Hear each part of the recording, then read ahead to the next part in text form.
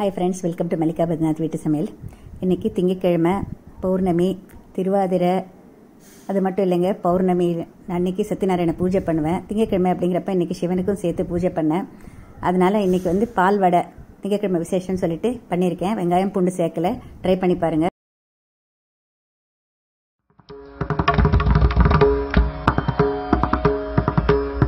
Welcome to Mallika Badrinath வீட்டு சமையல்.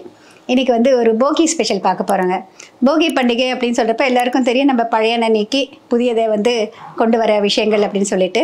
ஆனால் இந்த வடை வந்து நிறைய பேர் செஞ்சுருக்க மாட்டாங்கங்க. இதுக்கு பேர் வந்து பால் வடை. வடை எப்படி பண்ண சொல்லிட்டு பார்க்கலாம். அதுக்கு தேவையான இன்க்ரீடியன்ஸ் எல்லாம் எடுத்து வச்சுருக்கேன். இது கொஞ்சம் டிஃப்ரெண்ட்டாக இருக்கும், நல்ல டேஸ்டியாக இருக்கும்.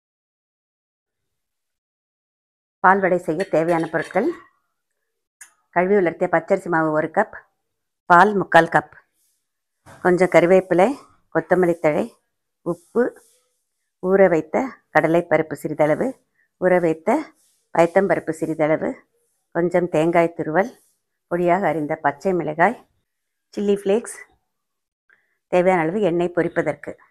இப்போ இது எப்படி பண்ணுறதுன்னு சொல்லிட்டு பார்க்கலாம். பாலை அளந்து ஊற்றிட்டு இது வந்து நல்லா இப்போ கொதி வருது பாருங்கள். இந்த ஸ்டேஜில் அரிசி மாவை மத்தியில் அப்படியே கொட்டிடணும். கொட்டிட்டு அடுப்பை ஆஃப் பண்ணிடணும். இதை கலந்து விடலாம். இப்படி செஞ்சால் தான் கட்டி தட்டாதுங்க. கொஞ்சம் கொஞ்சமாக தூவி கிளறக்கூடாது. உப்பு வந்து முதலையே போடக்கூடாது, பால் அப்படிங்கிறதுனால. இது கொஞ்சமாக கலந்த பிறகு மற்ற சாமான் எல்லாம் சேர்த்துட்டு பிசையலாம். இந்த மாதிரி கலந்து விட்டுணும். இந்த மாதிரி அரிசி மாவு போட்டு புரட்டிய பிறகு இப்போ தேவையான அளவு உப்பு சேர்த்துக்கலாம். பச்சை மிளகாய் கட் பண்ணி வச்சுருக்கேன், அதை சேர்த்துறேன். கொஞ்சமாக சிவப்பு மிளகாய் பொடியாக கட் பண்ணது, இல்லைன்னா சில்லி ஃப்ளேக்ஸ் போட்டுக்கலாம்.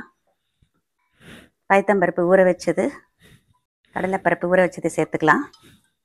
கொத்தமல்லி, கறிவேப்பிலை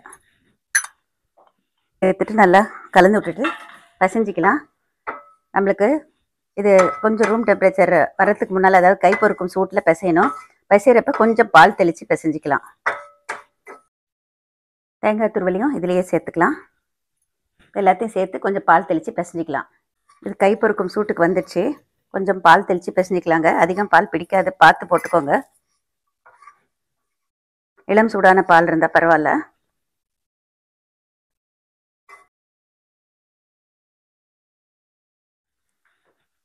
செஞ்ச மாவுலேருந்து இந்த மாதிரி மீடியம் சைஸாக உருட்டிக்கணும். இது ஒரு சிலிக்கா ஷீட்டில் நான் வந்து எண்ணெய் பூசி வச்சுருக்கேன். நீங்கள் வாழை இலை வேணால் யூஸ் பண்ணிக்கலாம், இல்லைன்னா பிளாஸ்டிக் ஷீட் யூஸ் பண்ணிக்கலாம். இப்போ இதை வந்து தட்டிக்கலாம்.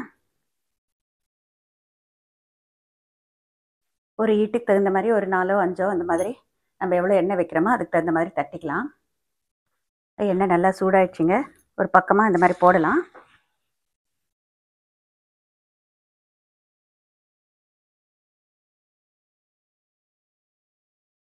எல்லாமே மேலெழும்பி வருங்க, அது வரைக்கும் டிஸ்டர்ப் பண்ண வேண்டாம். ஒன்றோட ஒன்று ஒட்டி கொள்ளாமல் கொஞ்சம் இப்படி தள்ளி விட்டுலாம். இல்லை பட்டது பார்த்துங்க, இந்த அளவுக்கு இருக்குது. திருப்பிலாம் ரொம்ப கிறிஸ்பாக பொரிக்கக்கூடாது.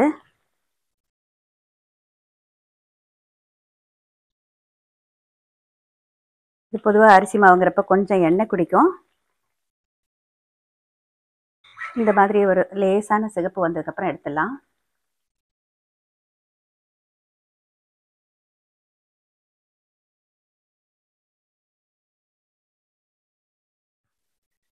பாருங்கள், ஓரளவு தான் எண்ணெய் குடிச்சிருக்கு. கிச்சன் பேப்பர் டவலில் போட்டுட்டு அது மேலே வச்சாச்சு. ஒன்று மேலே ஒன்று வைக்க வேண்டாம், தனித்தனியாக பக்கத்தில் வச்சிடலாம். நல்லா ஆறிய பிறகும் சாப்பிட்லாம், நல்லாயிருக்கும். இப்போ பால் வடை தயாராகிடுச்சு.